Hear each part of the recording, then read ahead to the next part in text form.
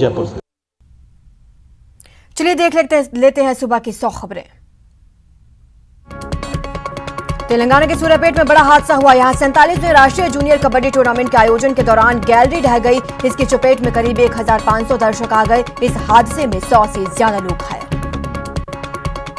Kabaddi tournament के दौरान भारी संख्या में भीड़ जुटी थी। इस बीच अचानक एक गैलरी टूटकर गिर गई। हादसे में घायल सभी लोगों को नजदीक के अस्पताल में भर्ती कराया गया, जहां उनका इलाज जारी है। विश्व जल दिवस के मौके पर प्रधानमंत्री मोदी ने कैच द रेन अभियान लॉन्च किया। इस अभियान के तहत बारिश के पानी को सुरक्षित रखने के अभियान को आम लोगों तक पहुंचाया जाएगा। प्रधानमंत्री मोदी ने कहा, 21वीं सदी के भारत के लिए पानी की पर्याप्त उपलब्धता काफी अहम है। जीवन के लिए काफी जरूरी है। वाटर मैनेजमेंट करना बेहद जरूरी है।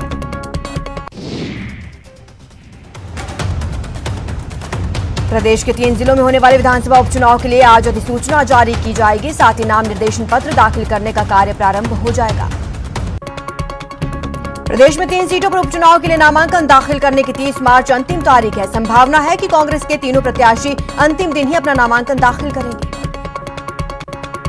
विदेश मामलों की समिति के अध्यक्ष पीपी चौधरी की अध्यक्षता में भारत इटली संसदीय मैत्री समूह की बैठक की गई।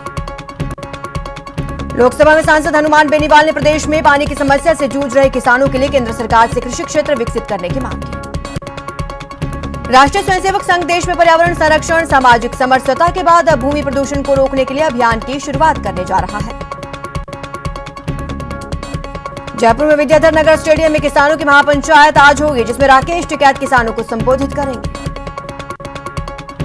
ऊर्जा विभाग में टेक्निकल हेल्पर की विज्ञप्ति जारी किए जाने की मांग को लेकर बेरोजगार अभ्यर्थियों का धरना मुख्य सचिव से वार्ता के बाद समाप्त हो गया।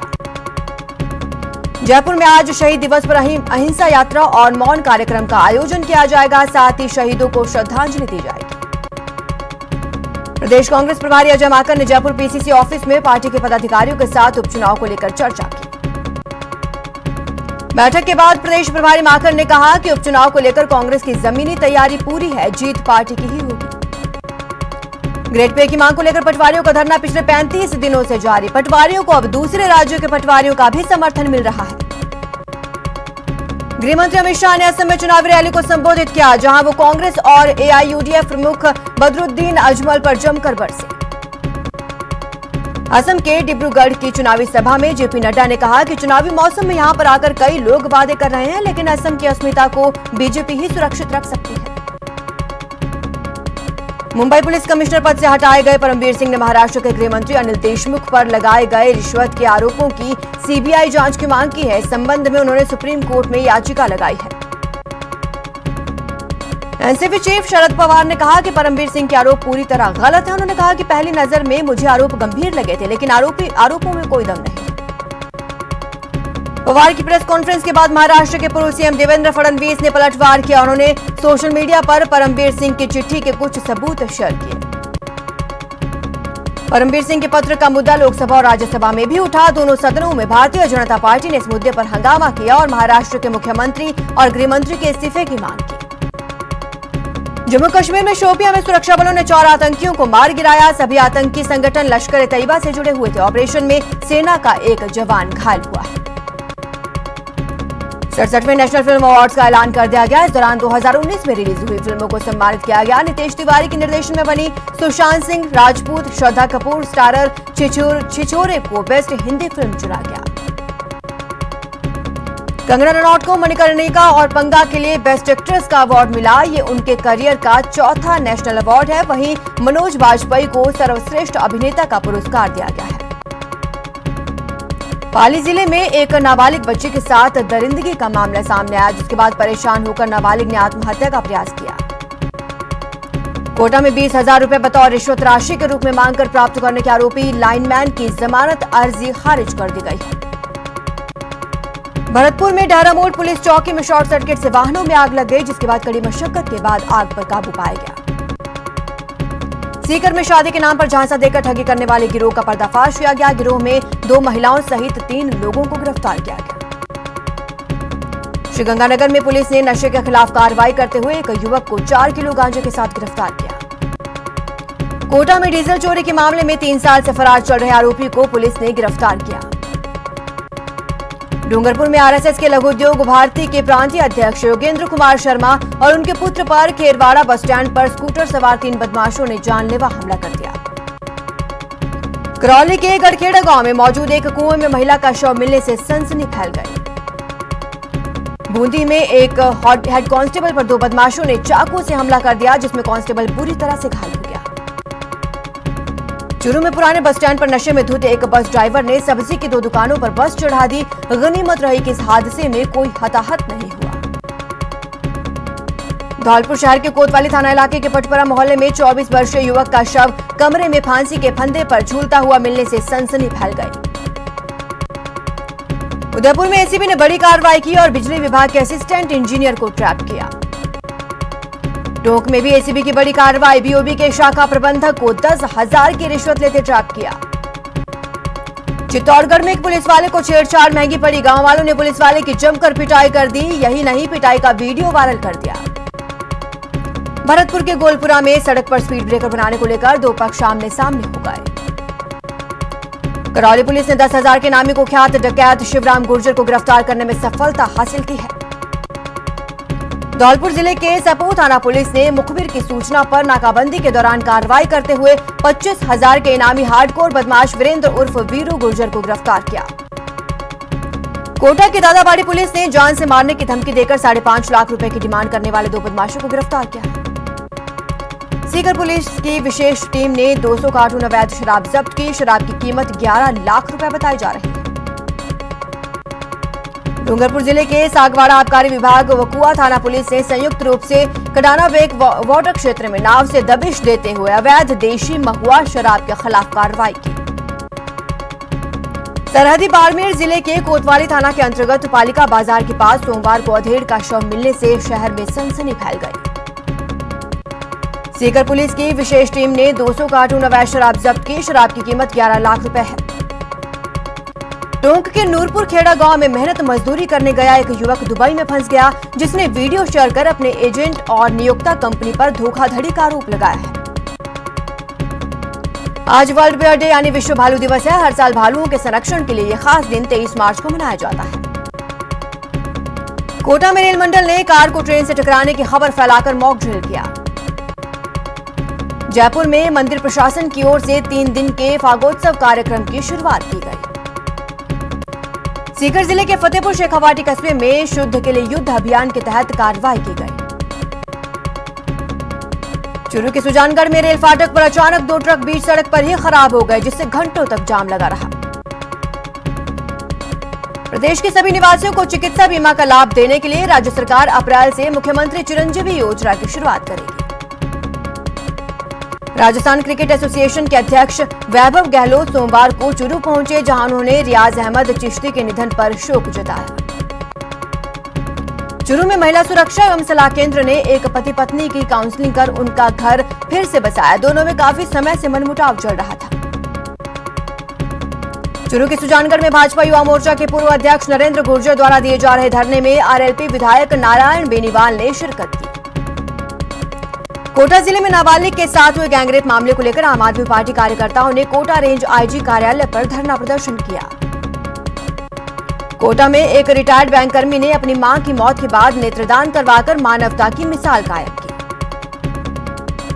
प्रदेश के खान एवं गोपालन मंत्री प्रमोद जैन भाया सिरोही जिले के दौरे पर रहे, जहां उन्होंने विभिन्न कार्यक्रमों में भाग लिया। प्रतापगढ़ जिले के छोटी सादड़ी में गर्भवती महिलाओं को अब सोनोग्राफी के लिए भटकना नहीं पड़ेगा। उपखंड मुख्यालय के जयचंद मोहिल अस्पताल में अब निःशुल्क सोनोग्राफी सुविधा मिलेगी। चूक हो सकती है जानलेवा, टीका है आया पर नहीं है कोई दवा। 2 गज की दूरी, मास्क है जरूरी। सावधान रहें, सुरक्षित रहें। रुकते एक छोटे से ब्रेक के लिए, जल्द हाजिर होंगे।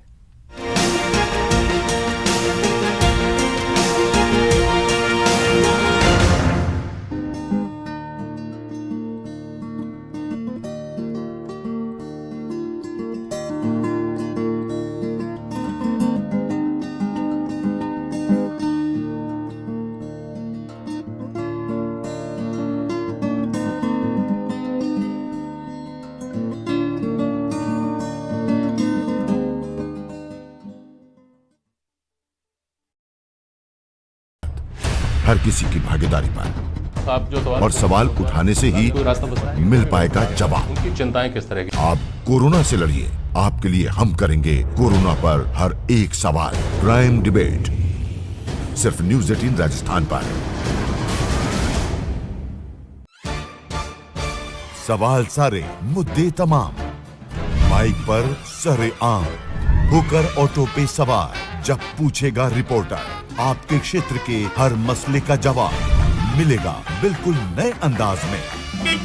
जब आएगा ऑटो में रिपोर्टर, रोज रात 8:26 पर सिर्फ न्यूज़ 18 राजस्थान पर। जरूरी है कोरोना की हर एक खबर, जरूरी सरकार के फैसलों का असर, सियासत की चाल और इकोनॉमी का हाल जानना जरूरी, बाजार से एग्रीकल्चर और रोजगार की खबर भी जरूरी। इसलिए देखिए जरूरी खबरों का प्राइम टाइम न्यूज़ 18 प्राइम, सिर्फ न्यूज़ 18 राजस्थान पर।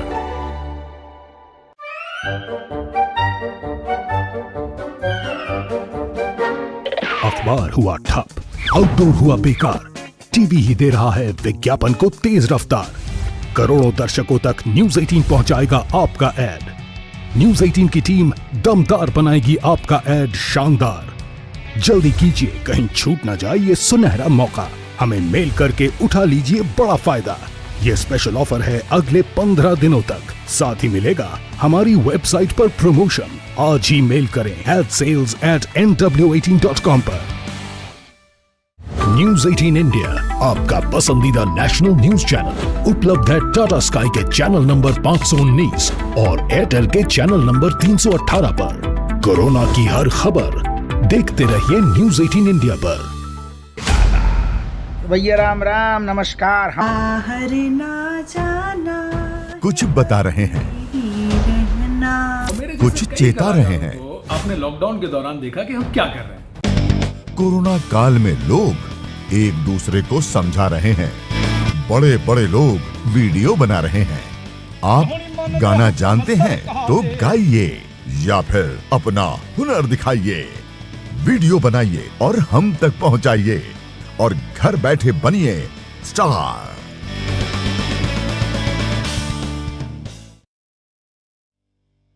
न्यूज़ 18 इंडिया, आपका पसंदीदा नेशनल न्यूज चैनल, उपलब्ध है डिश टीवी के चैनल नंबर 663 और D2H के चैनल नंबर 306 पर।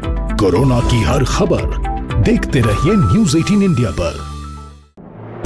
इस न्यूज हेडलाइंस के प्रायोजक पेट सफा आयुर्वेदिक चूर्ण, पेट सफा हर रोग दफा।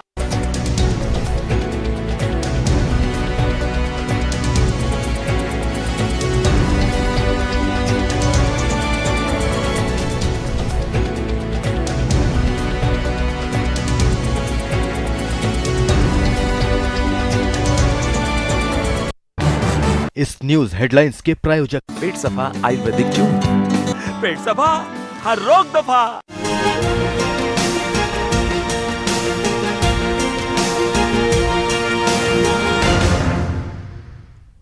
ब्रेक के बाद आपका स्वागत है। खबरों के सिलसिले को आगे बढ़ाते हैं। राजस्थान विधानसभा के मुख्य सचेतक महेश जोशी अपने एक दिवसीय दौरे के तहत बांसवाड़ा पहुंचे और मां भगवती त्रिपुरा सुंदरी के दरबार में दर्शन किए। कांग्रेस के प्रदेश प्रभारी अजय माकन के जयपुर दौरे के दौरान आत्मदाह की धमकी देने वाले शिक्षक को पुलिस ने गिरफ्तार कर लिया।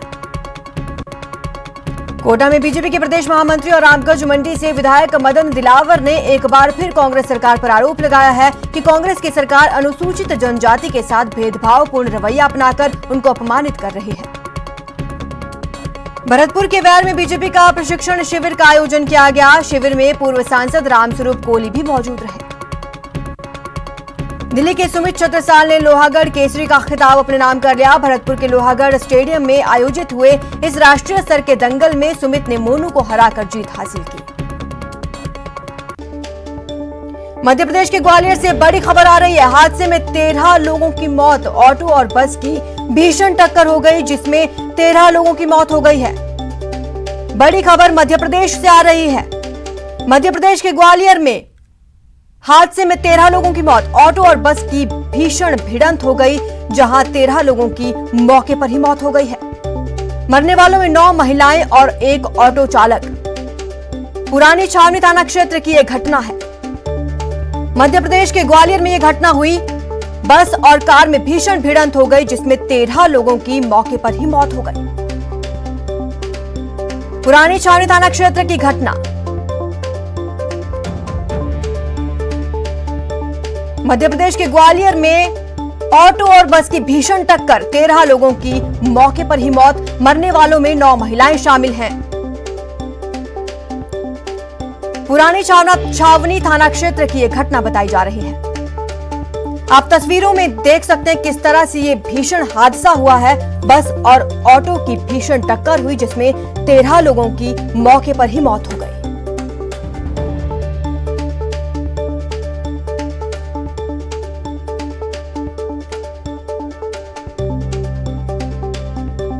तस्वीरों में आप देख सकते हैं किस तरह ऑटो के परखच्चे उड़ गए हैं।